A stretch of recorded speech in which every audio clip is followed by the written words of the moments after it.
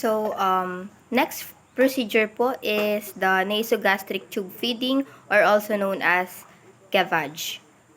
So, first is to confirm again the physician's order before starting any procedure. And then next is to identify the identity of the client. Let them state their name and age. And after that, you can introduce yourself, explain what you are going to do, explain the procedure, what you are going to do, how the client can cooperate, then provide for the client's privacy, hand wash properly, and don appropriate PPE, and also to prepare the equipments needed. So I have here my equipments at my side.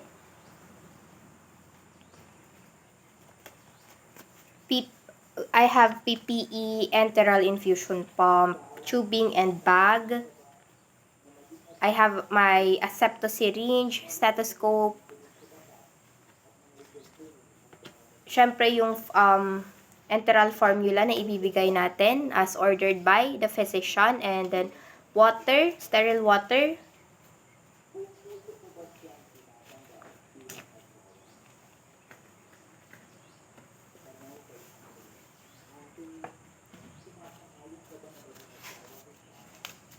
So, before feeding, let's prepare first the formula and check kung tama yung name na nakalagay, kung yun ang name ng patient, kung ano yung formula na ibibigay, and also yung expiration date, dapat na make sure natin na hindi pa siya expired.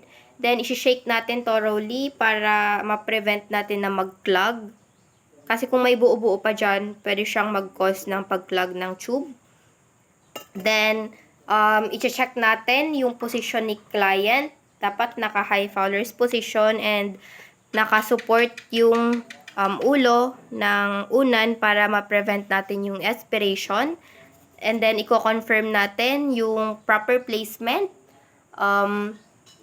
every shift prior to medication administration, prior to bolus feed and PRN based on the client assessment. So, we will use our stethoscope para ma-confirm natin.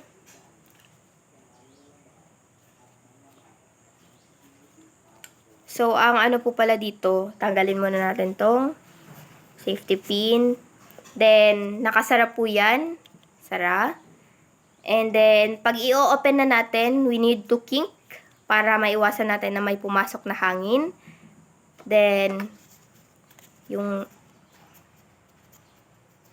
i-instill natin na air. Kung gano lang karami yung air na i-instill para hindi siya sumobra. So, we need to kink. Kink. Then, pakinggan natin yung whoosh sound. Pag mag-i-instill na, pwede nang bitawan. Okay. Then, na-confirm na natin yung whoosh sound. Therefore, tama yung placement ng ating tube.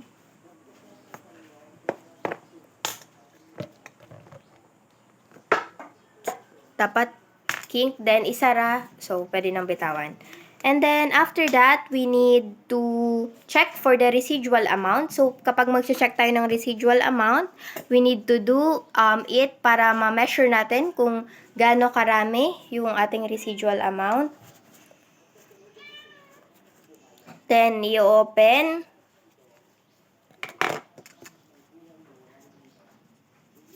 Okay, so assuming na kukuha tayo ng residual amount. Okay, bitawan na. And then, i-measure kung gaano karami, and ganun din dapat. I-record natin, tapos papalitan natin siya nung ating ibibigay na enteral formula. And then after that, we will flush the tube with a minimum of 25 ml of water. Okay, kink, then ipasok, tapos maglalagay tayo ng ating water. So, pwede na natin siyang bitawan yung ating tube. Maglalagay. Then, kapag malapit nang maubos, we need to replace it again. hanggang sa maubos natin yung tamang measurement ng ibibigay na water. Then kapag last na, kailangan natin masigurado na kapag bumaba na dun sa tube dito, sa ating yung binibigay na food or water, kailangan natin i-kink ulit para walang makapasok na air. And then after that, mag-a-administer na tayo ng ating feed via gravity. Hayaan lang natin siya via gravity, or kung using pump at prescribed rate. Okay? So, assuming na nakalagay na dito sa ating calibrated na measuring cup, we need calibrated measuring cup para ma-make sure natin na tama yung ibibigay na measurement ng ating enteral formula. Okay? So, assuming na naglalagay na tayo, nagfi-feed na tayo. Then, after that, ikikink ulit natin kapag tapos na and isasara. Then, we will flush with water volume as ordered using vigorously using push-pause technique. Push-pause technique. Okay, and then after that, we will keep the client, after feeding, keep the client's head elevated for 20 to 30 minutes para ma-prevent natin yung aspiration.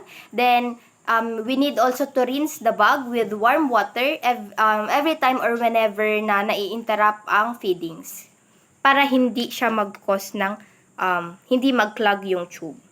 Okay? Kink, pagbukas, kink, pasok. Pag magfa-flush na tayo, pwede nang i-open. Then, kapag tapos na, kink ulit, tanggal, isasara. Then, after that, i-remove natin yung ating gloves and magdi-dispose tayo ng ginamit na supplies. Hand washing, and syempre, ito-document natin yung ating feed hang and also yung flinash nating water.